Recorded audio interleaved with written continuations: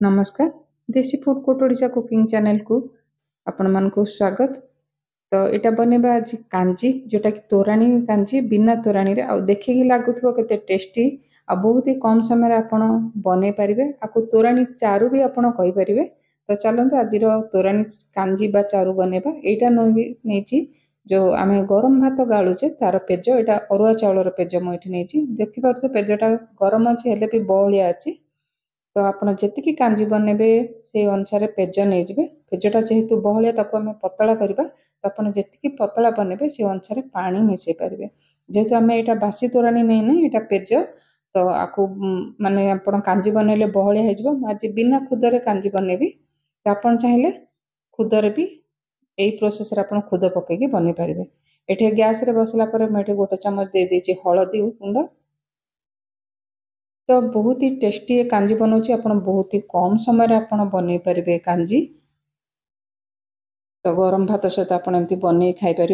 तो ये घोड़नी देदेबा फुटिला आप घोड़नीटा सिम्रे 4 ରୁ 5 मिनिट भलसे आप जो पेज हलदी पानी देकी बसैन भलसे फुटेबे। तो ये गोटे चमच तेल देछि आपण बिना परिवार भी बन पारे। जेहेतु मुझे भेंडी आउ बैगण को नहीं आप मूला थिले भी पकई पारे। तो ये गोटे बैगण नहीं 4 ରୁ 5टा भेंडी नहीं सबको धोईकी काटी नहीं। तो टिके लुण देदेबा।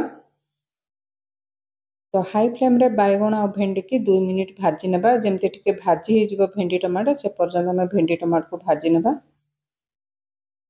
आ कांजी आपण बहुत ही कम समय बन पारे। देखिपे भलसे भाजी होगा भेंडी और बैगण। तो गैस रेट बंद कलापर मुझे देखिपे उतरी जाइए प्राय 4 ରୁ 5 मिनिट भलसे फुटे नहीं माने आमर पेज आ तोराणी जो बन तार परिमाण भी देखिपे केते कमी जाइए। तो आपड़ जिते भलसे तोराणीटा फुटेबे सेते माने कांजीटा आपणकर भल लगे। बैगण आ भेंडी पकई सारी ये हाई फ्लेम रे ये तोराणी को मुझे फुटाऊँ। ये 4टा कंचा लंका को मुझे फाड़ कर पकई कांजीटा टिके खट्टा राग कि माने आपन को बहुत ही टेस्टी लगे। जर होती जब एमती गोटे गिन्नाटे पीदेवे आपको बहुत ही बढ़िया लगे। गोटे टमाटो को पतला पतला काटिकी पकई ये कांजी की चाहिए आम स्वाद अनुसार लुण देदेबा। तो आप चारू बनाऊे तो एमती थे बन की खाँतु बढ़िया लगे। तो ये आपड़ जी खट्टा खाइबे से अनुसार आंबुल दे पारे। मुझे बड़ साइज 2टा आंबुल देछि। तो कभर कर नबा। तो मीडियम हिट रे आउ 3 ରୁ 4 मिनिट भलसे फुटे नबा।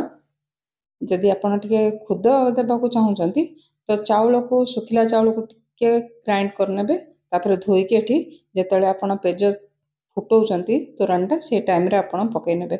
जदि चाउल को भिजे कि आपड़ ग्राइंड करेंगे चाउलटा टिके बाटी हो टिके बुले सारा पर आप धोईकी पकई पारे।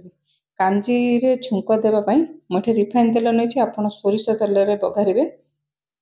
तो ये हेंगु अल्प देछि कांजी रे हेंगुटा पकड़े बहुत ही बढ़िया बास्ना हम। 3टा सुखिला लंका देछि।